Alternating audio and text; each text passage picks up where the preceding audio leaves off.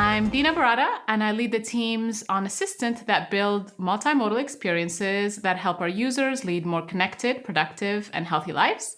Before I became a Googler, I led product teams at WeWork and Amazon, where my experience has been primarily focused on evolving niche products into mass consumer products.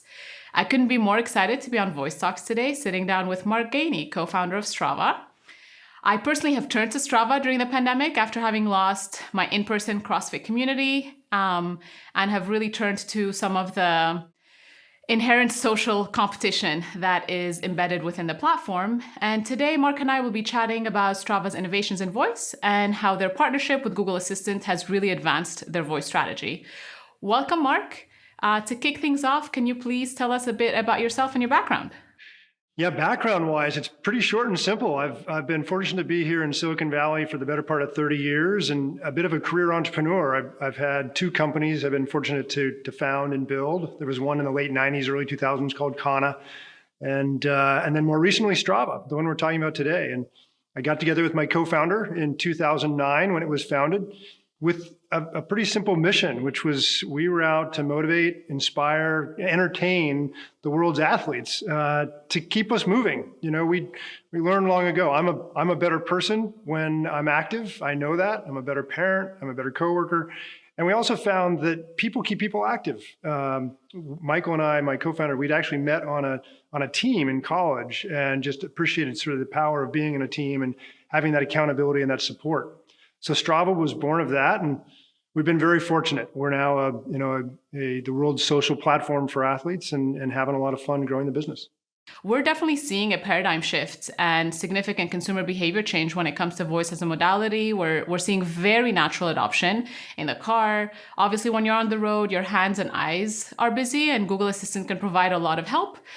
If with navigation, if you want to listen to any podcasts or music, message your partner, and it's easy to draw parallels when it comes to leveraging voice to enhance a user's experience while exercising. I'd love to hear more about how you're thinking about voice technology and how it fits within your strategy at Strava. And I love the comparison of sort of the, driving an automobile, driving a car, and being active, being an athlete, whether that's out riding or running or walking the dog.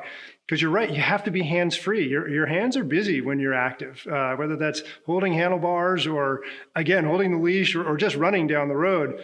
So we've spent a lot of time at Strava trying to understand the way in which we can integrate, frankly, two-way communication, voice in terms of commands, exactly how to start and stop and laps, and just thinking about the way in which we can bring that concept of command and control to an active situation, but in a seamless way where you just reduce some of that friction associated with getting started.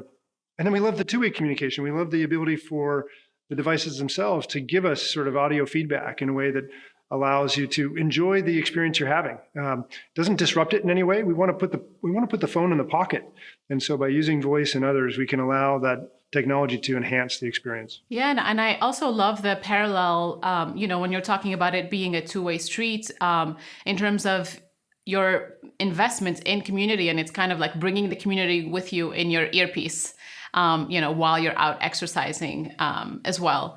I like I mentioned, there's definitely, we see a sense of longing for a sense of community in many parts of our lives, as even when it comes to health and fitness. And I, for one, have been experimenting with a lot of different substitutes since the beginning of the pandemic. I'm very curious to hear about how Strava's athletes' behavior changed actually during this time. It's been fascinating these last 2 years now as we've been in the midst of a pandemic and COVID. And I can speak to Strava's experience. We've been fortunate in the sense that we were in a position to really help support the world's population as they realize the importance of health and wellness. So, a couple things just fact-wise. I mean, we're now a community of 95 million, almost 100 million strong in 190 countries.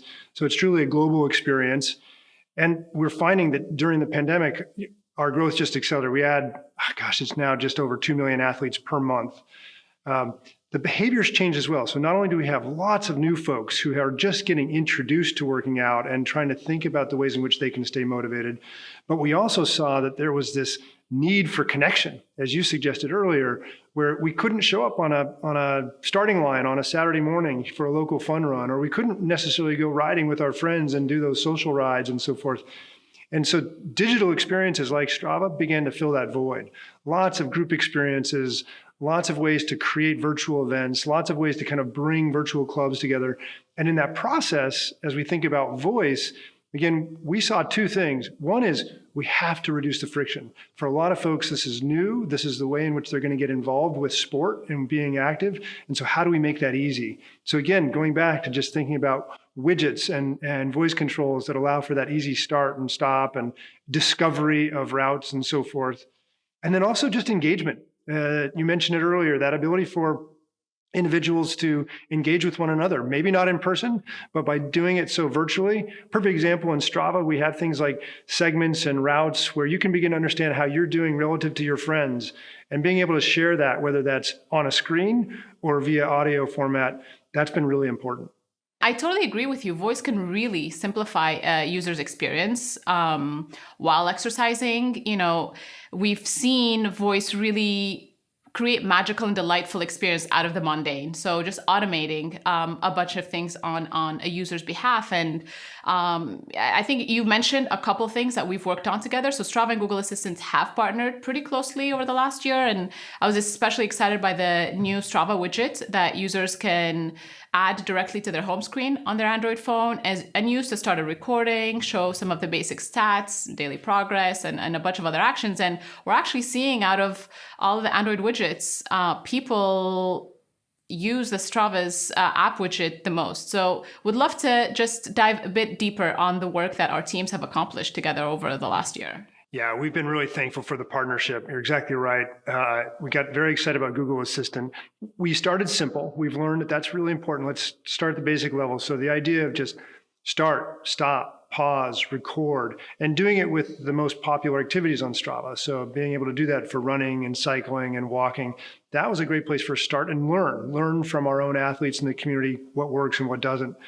And the widget itself, being able to not only show how you're trending in a given week and your weekly summaries, or being able to record directly from that home screen, but also be able to see things like your ability to pursue your goals and where you are sort of in progress of your goals. So that's been a great step for us to take with the teams at Google. And we're really excited about the ways in which we can continue to implement voice across different devices, Wear OS devices, as well as just continue to think about the way we get creative on things like the widget and other places. Can you share a bit more about Strava's big ideas for the future and what's getting you excited in terms of what Strava is tackling in the next couple of years?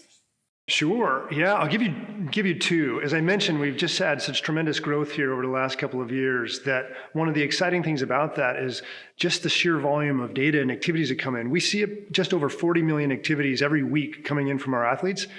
And with that comes tremendous insight and information. So for instance, the ability to discover new things on Strava, to discover new routes and new people to train with.